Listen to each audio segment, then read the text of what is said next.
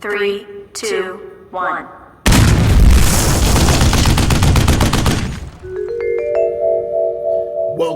Welcome to Beer and Booze with B-Rad. All right, I finally got that straight after this is like my fifth video after changing my name. All right, I've got a review for you today. It's not beer. It is on the booze side. All right, a friend of mine said, "Hey, why don't you review some whiskey?" And I am a member, the Flav Whiskey of the Month, and I've never really purchased a whole bottle of whiskey, but you get these samplers, I guess. It's like they come three in a pack, and you can sample different whiskeys, and they charge like $30 for these things. And it's really no more than like a couple shots in each one, but it allows you to taste it, and then you get to if you like it, then you can send off for it. It's just their prices. All right, I am back. Let's I had a little technical difficulty. Damn cameraman, he must be drunk again. If you're gonna drink, don't drive. If you're gonna drive, don't drink. If you're gonna drink, don't drive. If you're gonna drive, don't drink. And something near and dear to my heart on this Red Friday. Remember, everyone deployed. 22 veterans die a day to PTSD suicide. So if you know a veteran suffering from PTSD or just anyone suffering from PTSD, reach out to that individual. Give them a call. Take them out to eat. Take them out for a drink. Just acknowledging that person's existence could make a world of difference for that individual and could save their life. Keep them grounded to this earth. All right, like I said, I am, and I'm kind of new to doing whiskey reviews, but I come across whiskey every now and then, and normally it's been the America and then the Lead Slinger, and I think I've got those reviews up. So I am. Let's start. Glenfiddich, a single malt Scotch whiskey, independent family distiller since 1897. This pioneer of the single malt category is matured in the finest Oloroso sherry and bourbon cask and uniquely married in oak tunes for a beautifully balanced nose and refreshing complex flavor. All right. They got a little bit married for unity and complexity after being matured in the finest Oloroso sherry and bourbon cask for at least 12 years. Our whiskey is married in oak tunes by Brian Kingsman, our innovative malt master, to give an unveiled harmony, complexity, and depth. Our award-winning style, the Glenfiddich 12-year-old, is a perfect example of our Speyside signature style, and that has made us the world's most award single malt, a smooth, beautiful, balanced nose, complexity by refreshing, rich, and complex notes of fresh pear and subtle oak. Family run since 1887. William Grant, our founder, built our distillery with the help of his family in 1887, naming Glenfiddich. I don't know why I have a problem saying that.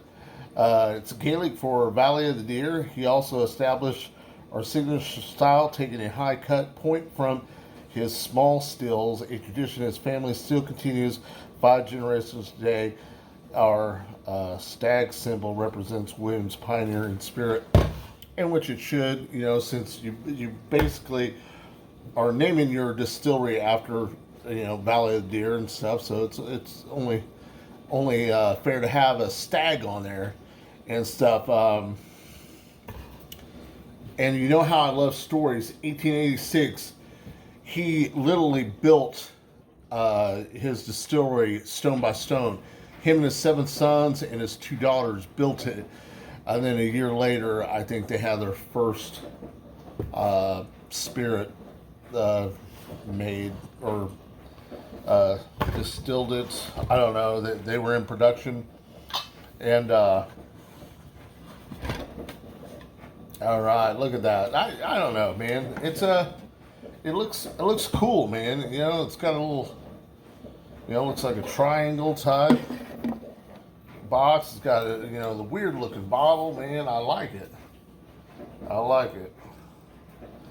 I give them a 4.0 on the marketing.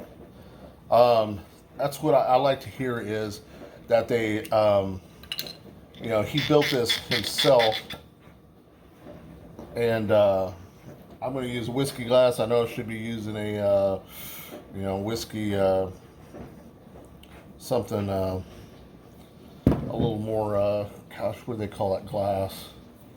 I forget. I'm sorry. But, it's supposed to allow the flavors and stuff of this.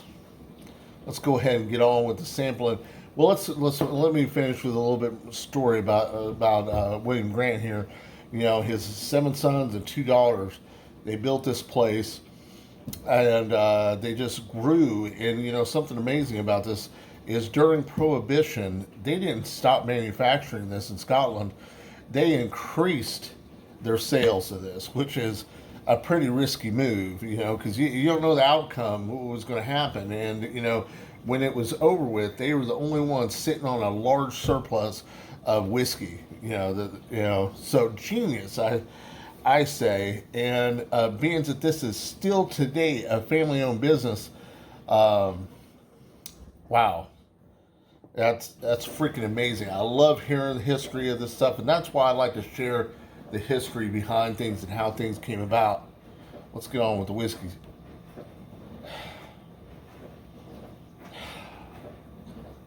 You get a fucking pear, but you get like an apple, pear apple smell. It's kind of real light smelling for a whiskey, and this is 40 ABR, alcohol by volume. 12-year, and Glenfiddich is like one of the only producers of the single malt anyhow whiskey. It's not a blended whiskey. Yeah, I'm getting, it's kind of like a candy smell, real light, subtle, clean. It seems like like you could use this as some aftershave, spritz it. Let's give her a little sample.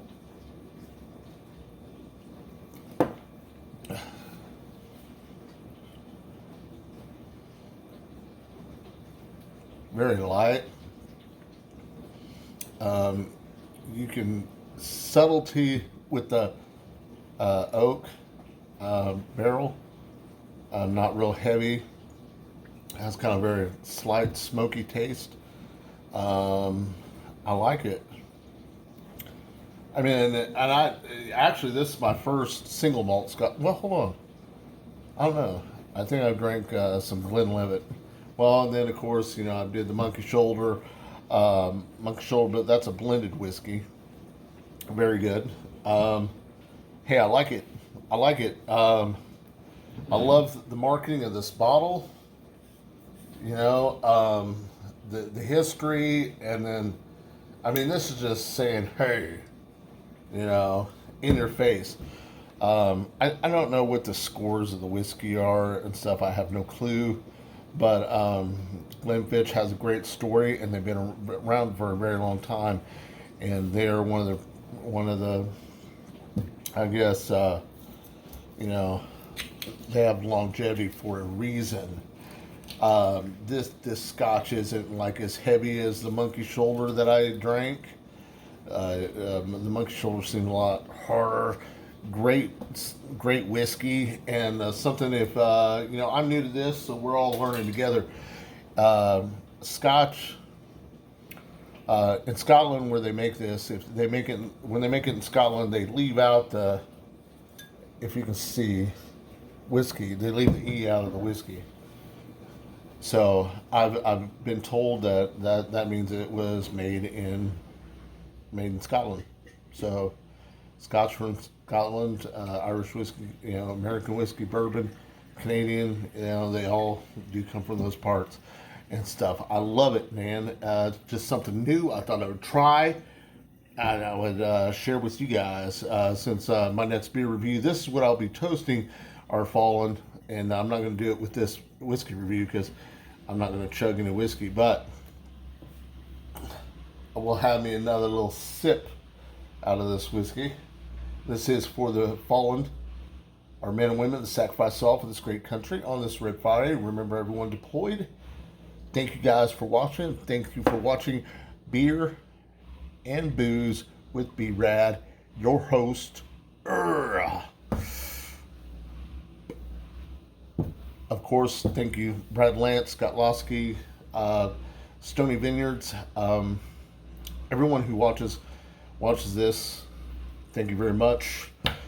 And of course, my Marine Corps family, Casey Patch, Chris. Give me some rum whiskey. I probably need to do a review on some rum whiskey just for Casey.